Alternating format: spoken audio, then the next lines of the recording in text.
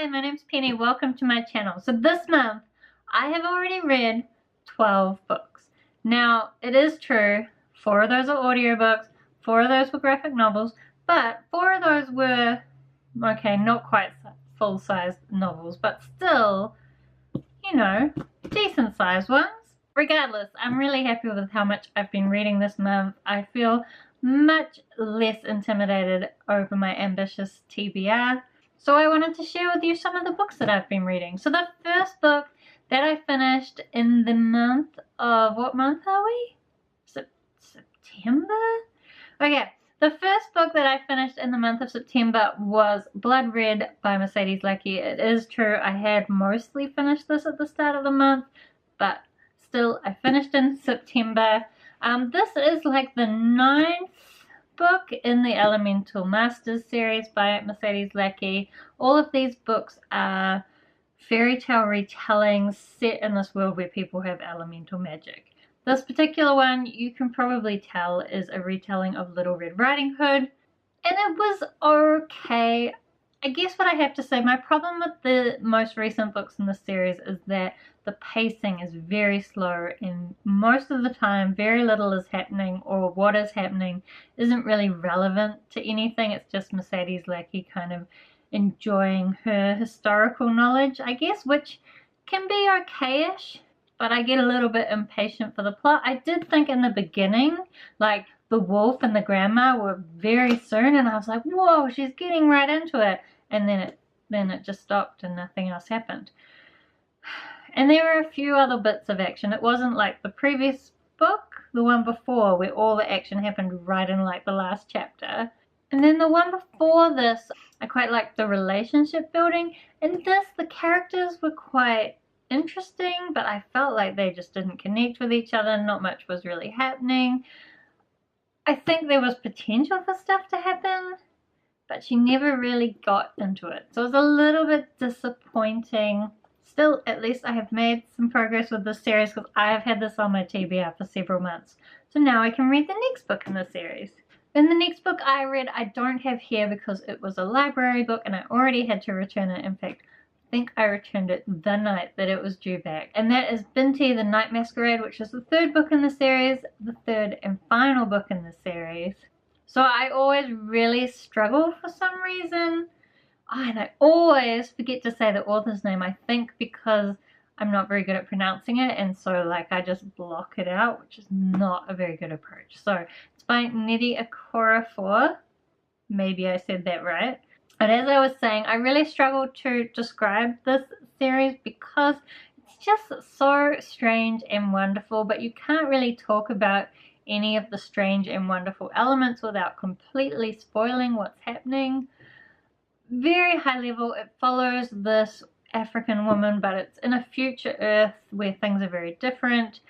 She wants to go and travel to this university on another planet, but her people don't tend to leave the planet. So there's judgment from her people over that, but also a lot of confusion from other people about her. And there's also some other things going on in the world that she gets involved in. I think to a large degree the series is about understanding different people and also understanding yourself and your family heritage. I don't know, it's a science fiction novel and all 3 books are really short, so I think I would recommend reading the series because why not? I did really enjoy Binti as a character, and some of the other people that she meets along the way are really interesting, and the things that happen to her. I really enjoyed the series. Then the next book that I read is Small Spaces by Sarah Epstein. So this book, I'd gotten out of the library and then I didn't read it and I had to return it. But I got it out again and I didn't really know what it was about. But what it is it's a YA thriller. And the main character has a fear of small spaces because of something that happened to her as a child. Although it's not really clear, did it really happen or did she just make it up? Regardless, she now suffers from quite a lot of anxiety. And then some stuff starts happening which kind of makes her re-examine what happened when she was younger. I did decide really early on that this book was not one I could read before bed, which is a shame because normally when I get most of my reading of physical books done is just before bed, but this one if I read this before bed, I would not be sleeping. So my first recommendation would be don't read this before bed. But I would recommend that you read this because I really enjoyed it. I mean, I do think maybe if you read a lot of thrillers, you might not be that impressed with it, but I personally don't read many thrillers, and so I found this really enjoyable. I was kept guessing all the way through about what was really going on. And I guess what I would say is some of the thrillers I've read before have been set up with this unreliable narrator to try and keep you guessing. And this book definitely does that too, but for some reason it didn't annoy me like it has in some previous books I've read. I think just because it was much more believable than some of those other books. Also, the main character's best friend is a New Zealand Maori girl, which it was exciting to see a New Zealand element in there. I think if you come from New Zealand like I do, you know that anytime you see New Zealand mentioned in media anywhere, it's just exciting because it's rare. I mean, this is an Australian book, so it isn't quite so strange, but still, I enjoyed that part. And I thought her best friend was a really cool character as well, so bonus. Yeah, I guess if you want to read a YA thriller, then you should definitely read Small Spaces. Then, the next book that I read is Snapshot by Brandon Sanderson. So this is just a tiny little novella by Brandon Sanderson. I read it pretty quickly. And of course, being Brandon Sanderson, it was really amazing. I don't know that I quite connected with the characters as much as I have with some of his other books, although again, it's only really short, so that's probably not surprising. But I did think that it was an amazing concept and the plot was really sneaky. So if you haven't heard about this book, which I don't think I've seen this one around very much or talked about very much, this is set in a world where they can take... Oh, I just dropped everything. This is set in a world where they're able to take snapshots of a day and then put detectives into that day in order to investigate what happened on that day. So if there's a crime, they'll bring up the snapshot of that day and they'll put the detectives in to go and find out some information about the crime. Now this wasn't quite what I was expecting. I was expecting something a little bit like Edge of Tomorrow with Tom Cruise and Emily Blunt living the same day over and over again trying to figure out this crime. That's not what happens here. There's a lot more investigation about what it's like to be the only real person in this fake reality, and also just a good old mystery where they're trying to solve a crime. But as I said, it was sneaky. Brandon Sanderson always has unexpected things happen in his books, and this one, even though it was short, was no exception. So if you like Brandon Sanderson, you should definitely read this because like it's so much shorter than the rest of his books. It's nice and easy. So those were the 4 books that I read. I also read 4 graphic novels. So the first one was The Umbrella Academy by Gerard and Gabriel. This is the second volume, Dallas. There were some parts of this that I really liked. I really like these particular creepy characters. Why can I not find them now that I'm looking for them? Oh, here they are. These guys, this guy with the pink head and the stupid blue head guy, you can't really see that. Do you want to focus on it? Anyway, I really liked them, but there's not that much of them. And to be honest, so this follows like a group of superheroes who are family. They all have different weird powers. They're kind of estranged. They don't talk very much. The first volume was kind of about them meeting back up as adults because they were mainly superheroes when they were younger, although of course they still have their superpowers, but they've kind of gone separate ways. First one, they come back together. This one is some kind of weird time travel thing, all related to Kennedy's assassination, and I just felt like I didn't remember who any of the characters were. There's a few I can't really, like I can tell apart, but I always forget. I'm like, which one is that again? And I felt like there was just a lot of stuff happening that I didn't understand, or like that there were jokes that I was missing. It's just, I felt like it was a little bit over my head, but I did kind of enjoy it, not as much as the first volume. That said, I am still really excited that there might be a third volume coming out soon, and also that there's going to be a Netflix series of this, because I'd be really interested to see the story told in a different form. But even though I was a bit confused by this one, I still definitely recommend this series, especially the first one. And if you read the first one, you'll want to read the second one, but you'll probably be disappointed a little bit, just a little bit. It was okay, but maybe it's just me. Then I finished the Locke and Key series. I read volume 5, Clockworks, and volume 6, Alpha and Omega. This series, I loved it so much. I'm actually planning, I need to get my own copies of them, although it's going to cost me a bit of money. But I love the series. I want to buy my own copies and reread it. Probably not till next year, if I'm completely honest. But the series was great. It basically follows a family that goes through some traumatic events, and they end up moving back to the family home. And once they get to the family home, the children start discovering these different keys, and each of the keys has different magical powers. And like by the time we get to this last book, oh, so many crazy things are happening, and so many things have been revealed. It's just, if you like graphic novel series and you haven't read Locke and Key, then you are doing it wrong. Please read Locke and Key. Honestly, I think it might be the first graphic novel series that actually made me cry. And I'm a crier, but graphic novels don't normally do it. But this one made me cry. Some of the stuff that happened at the end was just so heart-wrenching. Oh, I love this series. And I feel like there's such great concepts in here that could be taken further. There are a few other volumes with short stories in them, I believe, and I want to try and get my hands on those ones as well. But this series is finished because the ending was very ending. Read it. Then I read one more graphic novel, and that was I Killed Giants by Joe Kelly and J.M. Ken Niimura. So I think I said in my TBR, but a few weeks ago we watched a movie on Netflix.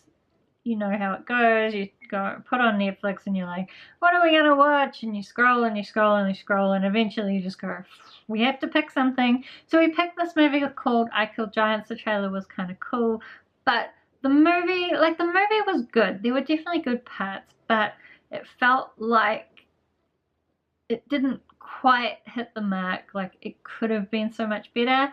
And so I looked up the graphic novel because I thought there might kind of be more depth to the story. I don't know why I thought that. To be honest, there was a little bit, but I was really surprised how similar the graphic novel was to the movie. Like there were so many scenes where I was like, oh, I've already seen exactly this in the movie. Although I do think Barbara's lines, she has some like killer lines in the movie, and they weren't quite as killer in here, though maybe that was just because I'd already seen the movie. I was also quite disappointed to see that the art it's all in black and white. Like one of the things about the movie that was really great was just the colors. So yes, I don't know how to tell you what this graphic novel is about. It follows a girl named Barbara who believes, that she is out there killing giants. She's kind of struggling in school. There's obviously some strange family stuff going on, but it kind of takes its time to reveal what's really going on there. Although I did think it revealed it sooner in the book than in the movie, which I think was a bit better. Maybe. Or again, maybe it was just because I watched the movie first. I don't know. I think if you like child psychology, then you might want to read this. If you're really into the giant killing aspect, probably not so much. Then I also read 4 audiobooks, but I am just thinking now that I've been talking for way too long. In fact, the little timer thing just went red. What does that mean? I don't know. I've never seen it go red before. Oh look, I know what the red thing means now. It means that it's going to stop recording. I don't know why. Probably the file size got too big or something. Anyway, I've already been talking for way too long, so I'm just going to talk about the one fiction audiobook that I read, and then maybe I'll put all my non-fiction ones in another video, because let's be honest, if you're here to listen to me talk about fantasy and science fiction, which is mostly what I read, then you probably don't care so much about the non-fiction books. But I read 3 of them, and they're all work-related, so just know that I'm making progress towards that goal. So, the fiction audiobook that I listened to was The Mongrel Mage by Modesitt Jr. This is the 19th book in the Saga of Recluce series, which I'm working my way through. The 20th book, which I've just started listening to, is the last book in the series that's been released.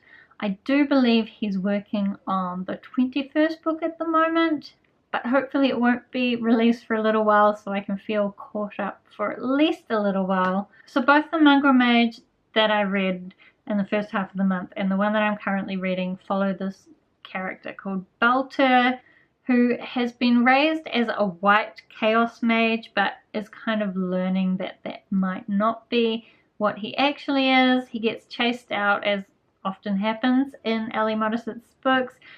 He's growing up, some crazy stuff happens, he gets chased out, he has to go move to another country where he has to learn about how things are all different, and then sadly he ended up in a war. As I've said before, whenever these books get hardcore into war and like battle tactics, I mean, at least Belter did apply his magery in quite interesting ways, so it wasn't completely boring. But it definitely reminded me why I'm so glad that I started listening to these on audiobook rather than reading them, because I just know I would never have gotten through these by reading. But the audiobooks are okay, and you can listen to them on like 2.5 speed and still follow what's going on. I think I am enjoying Belter's story better than some of the last few characters. I did read that he's planning to make the 21st book also follow Belter, which I don't know that he's ever written 3 books in a row on the same character, so that's very exciting. Well, not really that exciting, but it's kind of interesting, I guess, if you follow Modesitt Jr.'s works. Who does that? I don't know. I will say, one thing that was quite interesting in this book, he ends up living with this gay couple, and I wasn't really expecting there to be a gay couple because Modesitt Jr. is like an older guy, and there's a little bit of like feminism and that kind of stuff in the book, but it's not what I would call modern fiction. So it was I was like, oh, that's cool. Especially the way it was kind of introduced was very low-key, like not made a big drama, just like it's normal. And I quite liked it. I will say, because I was so surprised to see this gay couple in this book that I didn't expect to broach that topic at all, I did Google, you know, like, are they actually a gay couple or did I just get confused? And I found this couple of reviews that were like so opposite. It was quite amusing. There was one review that was like, oh, it's so great that he's starting to introduce these new ideas and, you know, he did it well, pretty well. I don't know, I'm not gay, so I can't really talk for the representation, but I thought it was done pretty tastefully. So I found this one review kind of saying that view of things, and then I found this other review which was like, what, all this PC bullshit, I don't know why he needs to include this, I wish he'd talk more about war, and oh, he was so unthankful towards his uncle, and don't see what's wrong with children having to work. And it was so interesting because that review had such a different perspective of what the book was about than what I had. Like, not just the perspective about including a gay couple just being PC, but also the bit about saying, oh, what's wrong with children working. Well, that was the whole point of the book, was that yes, in the beginning, Beltur believes that his uncle was being too harsh on him, but throughout the book, he realizes that his uncle was just acting like that because his uncle cared about him and wanted him to learn how to look after himself. But I feel like this other reviewer didn't get that message, so it's just really interesting to see how people can read the same book and get such different ideas out of it. But personally, I was pretty impressed to see that in this book. Was not expecting it.